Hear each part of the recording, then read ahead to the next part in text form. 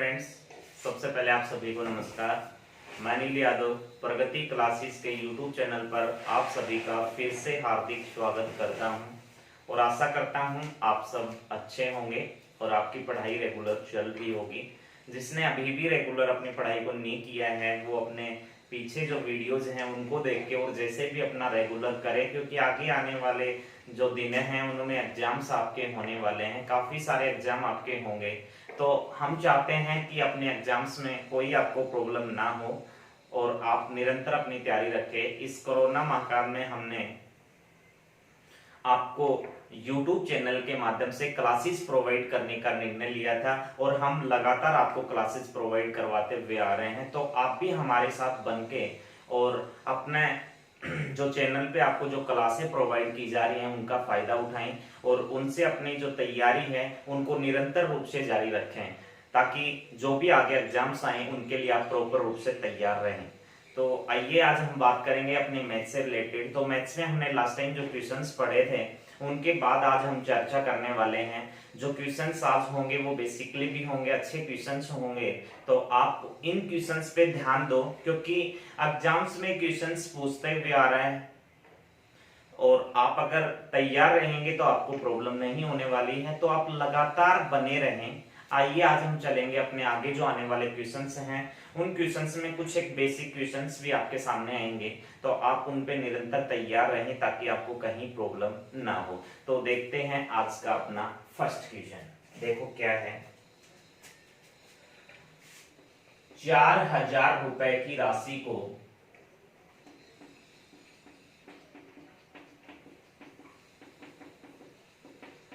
दो भागों में इस प्रकार बांटा जाता है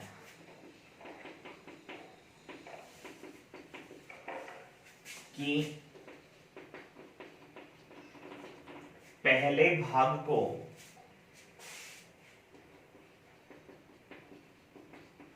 3% वार्षिक ब्याज दर से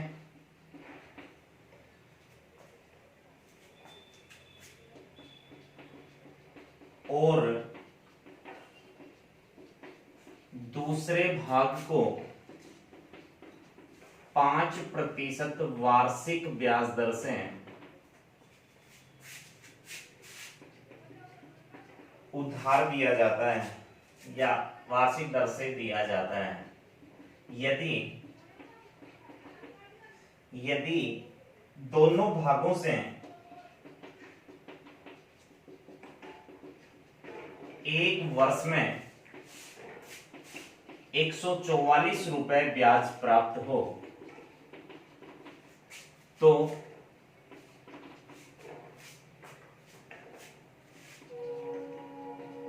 प्रत्येक भाग की राशि ज्ञात कीजिए। देखो, फर्स्टली मैं आपको बार बार यही कहता हुआ आया हूं कि सबसे पहले आप अपने क्वेश्चन जो भी दिया जाता है आपके सामने, जो भी क्वेश्चन आता है, फर्स्टली उस क्वेश्चन की लैंग्वेज आपके माइंड में आनी चाहिए। जब तक उस क्वेश्चन की लैंग्वेज आपके माइंड में नहीं होगी तब तक वो क्वेश्चन आपके माइंड में नहीं रह सकता है। रट सकते हैं, कुछ समय के लिए आपके पास रहेगा, बाकी वो आउट होना ही होना है।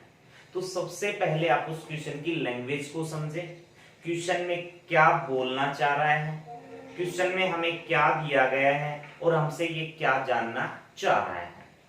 तो देखो, इसने बताया हमें कि 4,000 रुपए की जो राशि है वो दो भागों में इस प्रकार बांटी जाती है कि पहले भाग को 3% वार्षिक ब्याज दर से और दूसरे भाग को 5% वार्षिक ब्याज दर से उधार दिया जाता है। मतलब जो 4,000 रुपए है ना, उन 4,000 रुपए को दो हिस्सों में दे रहा है। पहले हिस्से में जितने भी पैसे दिए 4,000 में से उसको 3% दर से दिया और दूसरा जो हिस्सा था उसको 5% दर से ये देता है। अब क्या होता है, एक वर्ष के बाद वो 144 रुपए ब्याज के रूप में प्राप्त कर लेता है। अब इसने कहा जो राशियां उसने दी थी दो भागों में बांट के, वो दोनों भागों की जो राशियां हैं वो बताओ आपके पास कितनी कितनी है। तो सबसे पहले हम क्या करेंगे कि भाई जो 4,000 रुपए उसने दिए, ये 4,000 रुपए उसने दे दिए, और इस 4,000 को इकट्ठा ना देके उसने इस राशि को दो भागों में बांटा है कि भाई पहले भाग को यहाँ पे ले लिया और पहले भाग को यहाँ पे दे दिया। हम सपोज कर सकते हैं यहाँ पे मान लो पहले भाग पे इसने 2,000 रुपए दे दिए थे, तो 4,000 में से 2,000 तो एक को दे दिए, बाकी का जो बच गया वो दूसरे भाग में दिया जाता है, और दूसरे भाग के 4,000 में 2,000 दे दिए तो 2,000 और बच जाते हैं। इस क्वेश्चन को अगर हम बेसिकली देख लें तो थोड़ा सा अच्छा होगा, आपके माइंड में रहेगा, नहीं तो फिर कहीं ना कहीं हम इसकी ट्रिक्स में फंसे तो प्रॉब्लम हो सकती है। तो हम करें कि इसको बेसिकली हम जाने। तो 4,000 रुपए को दो भागों में दिया, हमारे पास नहीं पता वो दो भाग कौन कौन से हैं, तो हमने माना पहले भाग की जो राशि है वो हमारे पास कितना रुपए है, x रुपए है, और दूसरे भाग की जो राशि है, देखो मैंने अभी बताया आपको 4,000 में से 2,000 अगर एक हिस्से वाले को दे दिया तो 4,000 में 2,000 यहां पे दे दिया और 2,000 यहां पे देगा, मतलब 2,000 मतलब x रुपए देने के बाद 4,000 में से x रुपए इसने कम कर दिए और वो दूसरे वाले भाग को दे दिया। 4,000 में से 1,000 यहां पे दे दिए, 4,000 में से 1,000 यहाँ पे दे दिए, तो मतलब 4,000 में 1,000 कम करेंगे तो 3,000 दूसरे वाले भाग को देगा।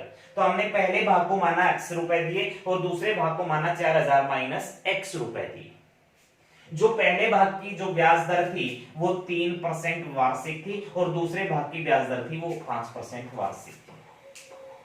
इसने एक वर्ष के बाद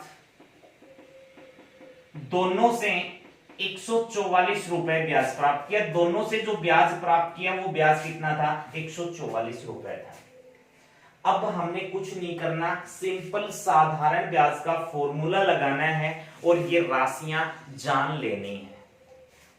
यहां पे आप देखेंगे तो यहां मूलधन x रुपए है, दर 3% है, समय 1 वर्ष है, पहले वाला भाग खत्म हो जाता है।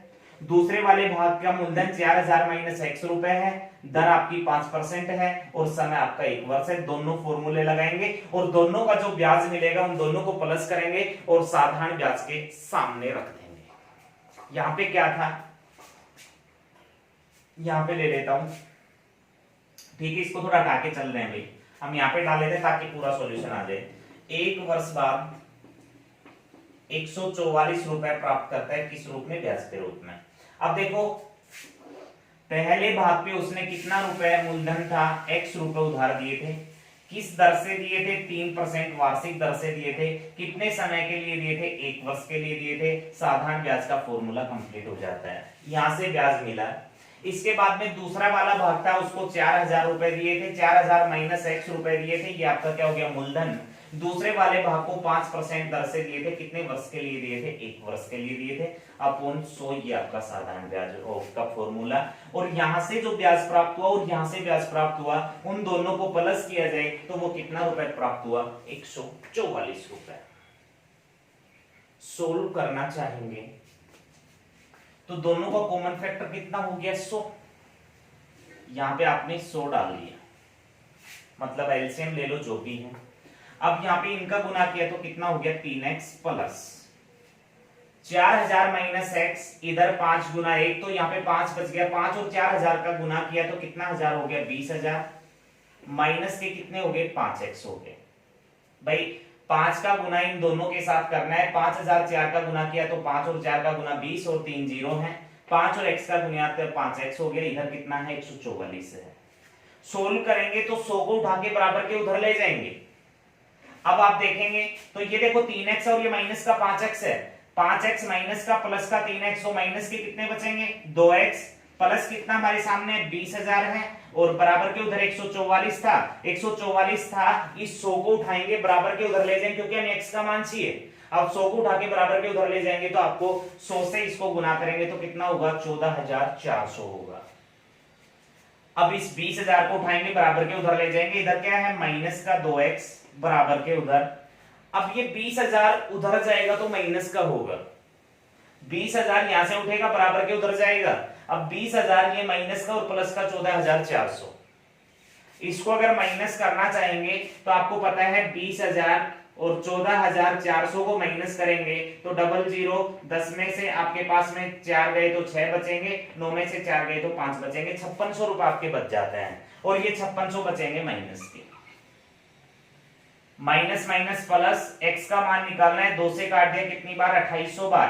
x का मान 2800 आ गया, इसका मतलब जो पहला भाग था वो x रुपए था, पहले भाग की राशि हमारे पास 2800 रुपए आ जाती है। दूसरे भाग की राशि निकालेंगे तो 4000 रुपए टोटल थे, जिसमें पहले भाग को 2800 दिए तो दूसरे भाग के कितने बच जाते हैं, 1200 रुपए। 2800 और 1200 रुपए आपके यहाँ पे प्रत्येक भाग की राशि आ जाती है। ज्यादा लेंथी नहीं है, आपको दिख रहा है, बट करेंगे तो फास्ट आपका होगा और इससे अच्छा कुछ नहीं है। अगर हम दूसरा करेंगे तो यहाँ पे आपको 3% ये है, 5% ये है, यहाँ पे आपको इन दोनों का क्या लेना पड़ेगा, एलिगेशन। तो आपको जो 144 ब्याज था, ये इसका कितना परसेंट निकलता है वो निकाल के आप ले सकते हैं, बट उससे बेस्ट है कि हम इसको इस तरीके से ले सकते हैं। ठीक है, फिर देखना 4000 दो भागों में बांटे थे, पहले भाग को x बनाया, दूसरे भाग को 4000 में से x बनाया, दो राशियां कंप्लीट होगी। पहले भाग को 3% से दिया, दूसरे भाग को 5% से, एक साल बाद 144 रुपए ब्याज के रूप में प्राप्त कर लिए। अब हमने किया साधारण ब्याज, इसने दिया था, साधारण ब्याज का फॉर्मूला लगाया, राशि की हमारी x रुपए 3% दर से दी गई थी एक साल में, तो 1 वर्ष समय बटा 100। दूसरी राशि 4000 माइनस x थी, 5% दर से 1 वर्ष में अपॉन 100 हो गया। अब यहाँ पे देखो ये स्टेप बढ़ाने की भी कोई खास आवश्यकता नहीं है, आप सीधा उठाओ और इस 100 को उधर लेके चले जाओ। तो यहाँ पे 14,400 यहीं भी आ सकता था, आपने देखा गुना करके, तो ये 5x, ये 3x, माइनस का 2x, प्लस का 2, 20,000 हो गया। माइनस 2x बराबर कितना बचा, ये उधर जाएगा तो माइनस के 5600 बचे। काटने के बाद x का मान 2800 आया और 2800 रुपए हमारा क्या था, पहला भाग था, 2800 हो गया x। दूसरा 4000 में 2800 कम किया, 1200 हो गया। तो ये चीज आपके समझ आ गई होगी। अब हम चलेंगे एक और क्वेश्चन पे, एक और करके देखना है। यहाँ पे इसको नोट जो करना चाहिए वो कर सकता है भाई।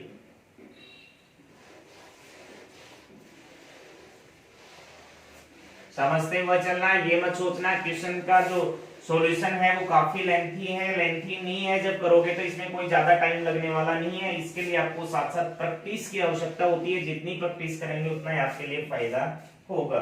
आगे देखेंगे हम यहाँ पे 1500 रुपए की धनराशि, 1500 रुपए की धनराशि को दो भागों में इस प्रकार बांटा जाता है कि पहले भाग को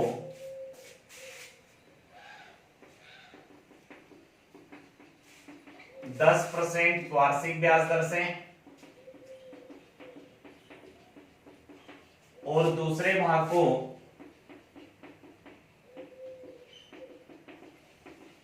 7% वार्षिक ब्याज दर से उधार दिया जाता है।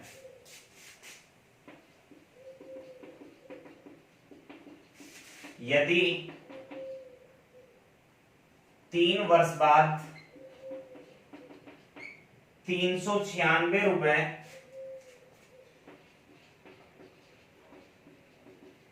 ब्याज प्राप्त हो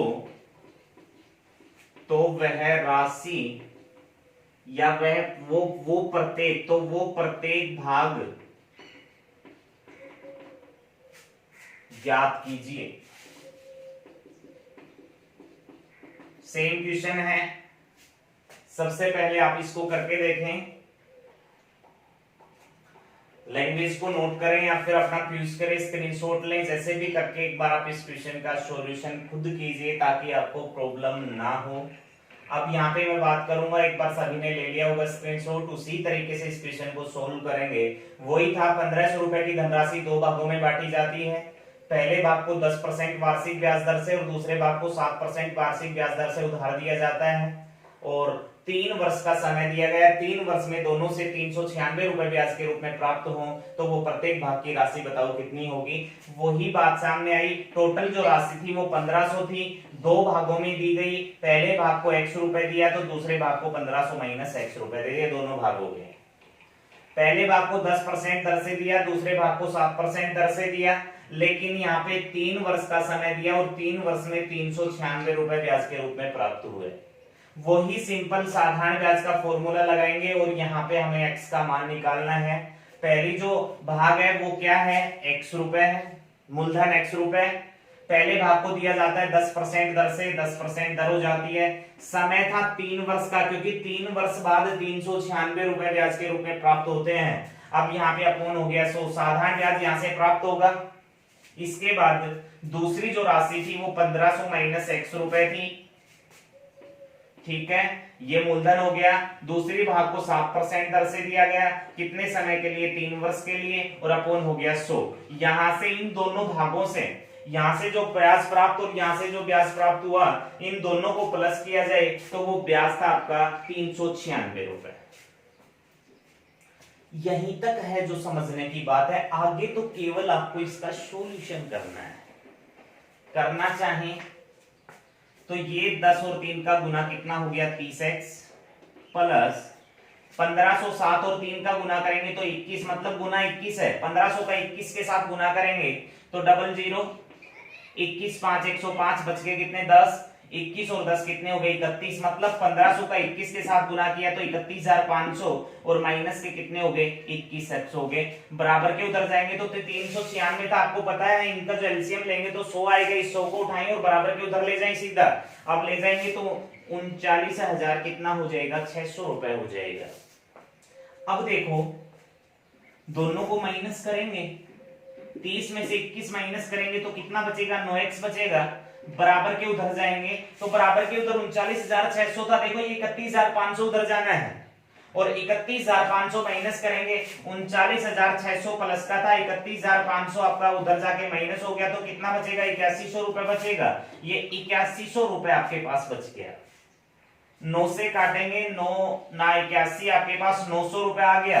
पहले भाग की राशि 900 रुपए है, दूसरे भाग की 1500 में से 900 कम करेंगे तो दूसरे भाग की राशि कितना है, 600 रुपए है। ये दोनों प्रत्येक भाग की राशि आपके आंसर आ गई। दूसरा इस क्वेश्चन में पूछ सकता था तो 10% की दर से दी जाने वाली धनराशि कितना रुपए थी, 10% की दर से दी जाने वाली पहला भाग था 900 रुपए थी। दूसरा बोल सकता है 7% की दर से दी जाने वाली राशि कितनी थी, 7% की दर से देने वाली 600 थी। ये 3 तरीके के क्वेश्चन पूछ सकता है, तो वो प्रत्येक भाग ज्ञात कीजिए। प्रत्येक भाग बोलेगा 900 600 आगे। दूसरा क्या बोल सकता है, 10% की दर से दी जाने वाली राशि कितनी थी, 900 रुपए थी। 7% की दर से दी जाने वाली राशि कितनी थी, 600 रुपए थी। तो यहाँ पे जैसा भी क्वेश्चन पुट करे कर सकता है, हम उसको उसी तरीके से आंसर देंगे। तो इस चीज का ध्यान देना, क्वेश्चन समझ आना चाहिए। अब आपके 1500 रुपए दो भागों में बांटे, पहला भाग x है, दूसरा 1500 माइनस x है। पहले भाग को 10%, दूसरे को 7% दर से दिया गया। हमने लगाया फॉर्मूला मूलधन गुना दर गुना समय बटा 100, मूलधन गुना दर गुना समय बटा 100। दोनों का ब्याज, क्योंकि ये साधारण ब्याज के फॉर्मूले हैं, यहां से जो ब्याज प्राप्त हुआ और यहां से जो प्राप्त हुआ वो कितना था, 396 रुपए था। अब हमने सोल्व किया तो ये 10 3 का गुना 30x का गुना 30x हो गया। ये देखो 7 और 3 का गुना 21। अब इस दोनों को 21 के साथ गुना करेंगे, 31,500 1500 के साथ करने पे हुआ, 21x का गुना किया तो 21x बन गया। बराबर के उधर 396 था, ये 100 उधर जाएगा तो इसके साथ गुना होगा, 39,600 हो गए। 30x और 21x का गुना किया, मतलब इन दोनों को माइनस किया, ये x है और ये x है, एक प्लस एक माइनस, माइनस किया 9x हो गया। ये 31,500 बराबर को उधर जाएंगे तो माइनस हो जाएंगे। 39,600 में 31,500 कम किए तो 8100 रुपए आ गया। अब यहाँ पे हमने 9x बराबर 8100 देखा, 9 से काटा तो कितनी बार कट गया, 900 बार। अब ये 900 रुपए और 600 रुपए आपके आंसर आ जाते हैं। अब चलेंगे आगे क्वेश्चन पे। आगे देखो ये क्वेश्चन समथिंग होगा, लेकिन यहाँ पे कुछ ना कुछ चेंज किया जाएगा, ध्यान देना इस क्वेश्चन के ऊपर।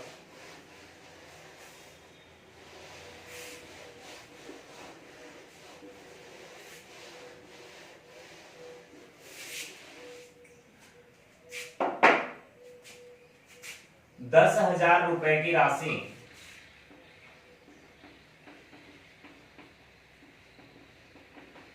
का कुछ भाग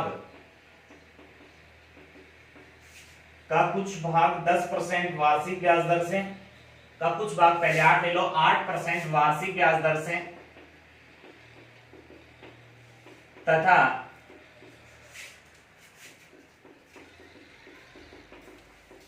शेष भाग 10% वार्षिक ब्याज दर से उधार दिया जाता है यदि इसका औसत ब्याज दर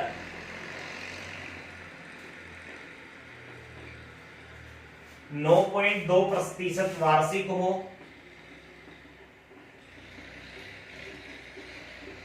तो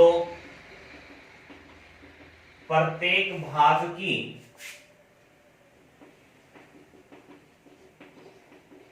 राशि ज्ञात कीजिए। देखो वही दो भागों से रिलेटेड यहां पे क्वेश्चन आया है। पहले वाले क्वेश्चन में और इस क्वेश्चन के बीच का डिफरेंस सबसे पहले जान लेना है। पहले वाले क्वेश्चन की मैं बात करूं तो वहां पे बोलता था कि दो भागों में बांटा जाता है, पहले भाग को इतना परसेंट से दिया जाता है, दूसरे भाग को इतने परसेंट दर से दिया जाता है। लेकिन उन दोनों भागों से 1 वर्ष में ब्याज प्राप्त होता है, 2 वर्ष में ब्याज प्राप्त होता है, 3 वर्ष में ब्याज प्राप्त होता है, और जितना ब्याज प्राप्त होता है वो ब्याज हमें देके चल रहा है। लेकिन इस वाले में क्वेश्चन की बात करूं तो यहाँ पे भी दो भागों में राशि बांटी जाती है। इसने कहा 10,000 रुपए की राशि का कुछ भाग 8% वार्षिक दर से तथा शेष भाग 10% वार्षिक ब्याज दर से उधार दिया जाता है। मतलब दो भागों में राशियां दी जाती हैं और पहले भाग को 8% दर से और दूसरे भाग को 10% दर से दिया जाता है। लेकिन यहाँ पे ये नहीं बोला गया कि भाई उन दोनों भागों से ब्याज इतना रुपए प्राप्त होता है। इसने आपको दिया कि इसकी औसत जो ब्याज दर है वो 9.2% वार्षिक है, तो प्रत्येक भाग की राशि बताओ कितनी होगी। यहाँ पे ध्यान देंगे कितने रुपए थे, 10,000 रुपए थे। 10,000 रुपए की राशि को दो भागों में बांट के इसने दिया है। ये पहला भाग है और ये इसका कौन सा भाग है, दूसरा भाग है। मतलब ये वही बात है, इस राशि को दो भागों में बांटा गया और दो भागों में इस प्रकार बांटा गया। पहले भाग को दिया इसने 8% की वार्षिक दर से और दूसरे भाग को इसने दिया 10% की वार्षिक दर से। अब यहाँ पे दो भागों में 8 और 10, पहले भाग की जितनी भी राशि थी वो जाती है 8% ब्याज दर से, दूसरे भाग की जितनी भी राशि थी वो जाती है 10% वार्षिक ब्याज दर से। आगे क्वेश्चन दिया यदि इसकी औसत ब्याज दर, यहां पे इस पूरे का औसत निकाले 10,000 रुपए का, तो वो औसत ब्याज दर है 9.2% वार्षिक। इसका औसत मतलब इन दोनों के बीच में रख देना है, ये 8% ये 10% है, ये दो भाग है, और इनका औसत मतलब टोटल पे अगर हमने औसत निकाला कि हमें 10,000 रुपए पे कितना परसेंट ब्याज मिलेगा, तो उसका औसत जो ब्याज दर है वो 9.2% वार्षिक है। अब ये औसत ब्याज दर हमने बीच में रख दी और इस पे एलिगेशन लगा के क्वेश्चन निकाल देना है। 10 में से 9.2% माइनस किए तो यहां पे बचेगा 0.8, 9.2 में से और 8 को माइनस किया तो यहां बचा 1.2, और जब एलिगेशन लगाते हैं तो ये वैल्यू किस में चली जाती है, अनुपात में। इस पॉइंट से ये पॉइंट आपका कैंसिल हुआ, 4 से कट गया 2 बार और 4 से कट गया 3 बार। ये जो दो भाग हैं, ये दो भाग 2:3 के अनुपात में दिए जाते हैं। पहले भाग की राशि निकालेंगे, पहले भाग की राशि है अनुपात में 2, दोनों भागों का अनुपात है कितना, 5, और जो राशि बटती है वो 10,000 रुपए है। 5 से 2 बार काट दिया तो कितना हो गया, 4,000। पहले भाग की जो राशि थी वो 4,000 रुपए थी, तो दूसरे भाग की राशि हम ले सकते हैं 10,000 में से पहले भाग की राशि 4,000 दी जाती है, तो दूसरे भाग की राशि कितनी होती है, 6,000 रुपए। तो 4,000 और 6,000 रुपए जो दो भाग हैं ये आपके आंसर होंगे। यहां पे एक बार इस क्वेश्चन को हम वापस रिपीट करें। 10,000 रुपए की राशि का कुछ भाग 8% दर से, शेष भाग 10% दर से दिया गया। 10,000 रुपए की राशि का पहला भाग हमने 8% से दे दिया, बाकी जो बच गया उसको 10% से दिया। अब इसने कहा इसकी औसत ब्याज दर 9.2% वार्षिक हो, मतलब इस पूरे का औसत निकाला जाए तो वो 9.2% था। 8% और 10% का औसत कितना हुआ? 9.2% हुआ। अब इनका हम करेंगे 10 में से 9.2 तो कितना बच गया? 0.8। 9.2 में से 8% कम किया तो 1.2 बच गया। अब 8 अनुपात कितना हो गया? 12। अब 4 से कट गया 2 बार, 4 से कट गया 3 बार, हमारे पास 2 अनुपात 3 के अनुपात में राशियां आ गई। अब यहाँ पे पहला और दूसरा भाग हमने 2 अनुपात 3 बनाया। पहले भाग की राशि निकालेंगे तो अनुपात कितना था? 2। दोनों भागों का योग करेंगे तो कितना होगा? अपॉन 5। टोटल जो राशि दी गई थी वो 10,000 थी, 10,000 हो गया। काटने के बाद 4,000 आया, पहला भाग 4,000 है, दूसरा निकालेंगे 10,000 में 4,000 माइनस किए तो कितना बचेगा? 6,000 रुपए। अब 4,000 और 6,000 रुपए आपके आंसर्स होंगे। तो ये दो भागों से रिलेटेड इस टाइप के क्वेश्चंस मैं और लेके आ रहा हूं, जिसमें वो साधारण ब्याज बराबर की बात करेगा, जिसमें वो मिश्र धन बराबर की बात करेगा। यहाँ पे उसने क्या दिया आपको? 1 वर्ष में ब्याज प्राप्त होता है, 2 वर्ष में ब्याज प्राप्त होता है, या फिर औसत ब्याज दर आपको दी जाती है। तो यहाँ पे ये दो क्वेश्चन जो भी टाइप 2 देखी हमने समझ आई होंगी। इसके बाद चलूंगा आगे क्वेश्चन पे, देखना थोड़ा और समझना। दो भागों से रिलेटेड जो भी क्वेश्चंस होते हैं वो सारे मैं आपके सामने लेके आ रहा हूं। ध्यान देना इस क्वेश्चंस पे भी, कहीं भी पूछे जा सकते हैं ये वाले क्वेश्चंस। आगे एक बार चेकआउट करेंगे।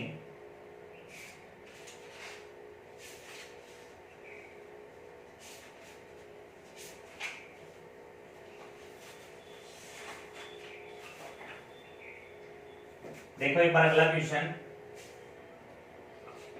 2600 रुपए की राशि को 2 भागों में इस प्रकार बांटा जाता है। 2 भागों में इस प्रकार बांटा जाता है कि पहले भाग को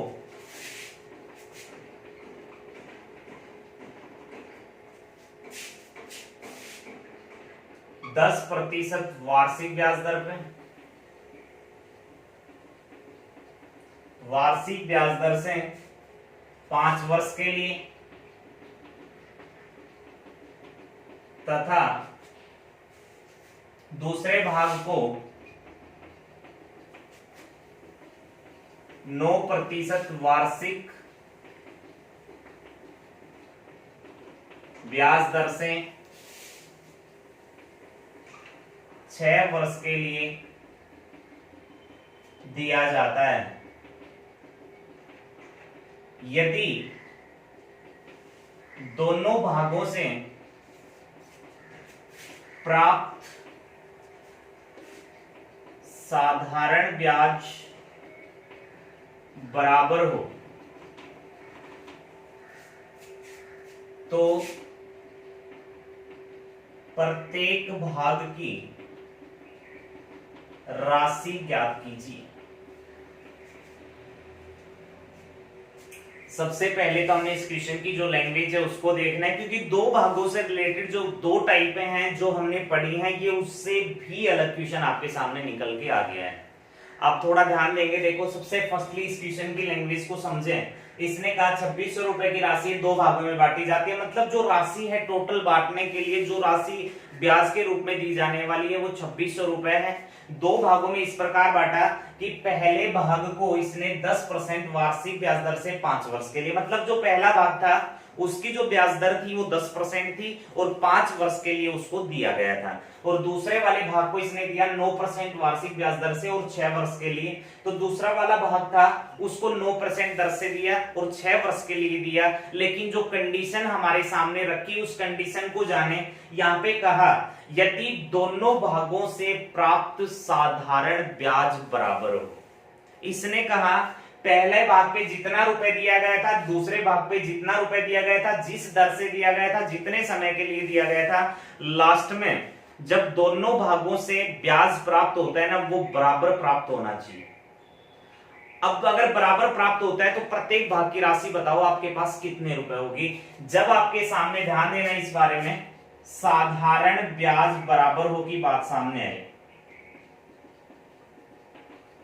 तो किस तरीके से इस क्वेश्चन को आप सोल्व करेंगे? ऐसा ही एक क्वेश्चन हमारे सामने आएगा जिसमें साधारण ब्याज बराबर ना करके वो मिश्र धन को बराबर करेगा। अब ब्याज के बारे में मैं बता दूं आपको, तो ब्याज बराबर क्या होता है? देखो, ब्याज अगर हम निकालते हैं तो दर का और समय का गुना किया जाता है, मूलधन इंटू दर इंटू समय। लेकिन मूलधन तो यहाँ पे जो भी है, क्योंकि इसने ब्याज को बराबर किया है तो हमने दर और समय का साथ में गुना कर लेना है। दर और समय का गुना करेंगे तो वो किसके बराबर चला जाएगा? ब्याज के बराबर चला जाएगा। यहाँ पे हमारा फर्स्ट भाग होगा और यहाँ पे हमारा कौन सा होगा? सेकेंड। ये पहला भाग और ये दूसरा भाग है।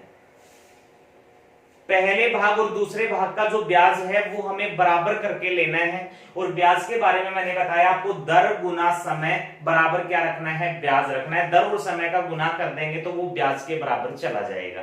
मतलब कैसे कि भाई, ये भी मैं आपको थोड़ा क्लियर कर दूं। जैसे 9% ब्याज दर से पैसा लिया और कितने वर्ष के लिए लिया? 6 वर्ष के लिए। 9% वार्षिक ब्याज दर, मतलब एक वर्ष में 9% पैसा ब्याज के रूप में लेना है और लगातार 6 वर्ष तक उस ब्याज को लेते रहना है। तो 9% पैसा अगर एक साल में मिलेगा तो 6 साल में कितना बन जाएगा? 9 और 6 का गुना करेंगे तो 54%। तो मतलब जो भी राशि थी उस राशि का 54% पैसा तुम्हें ब्याज के रूप में अगले से ले लेना है।